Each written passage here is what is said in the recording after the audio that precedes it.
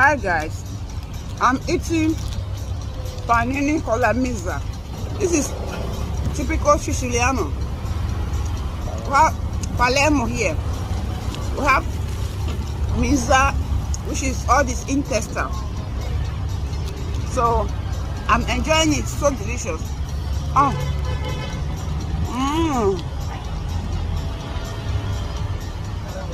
good.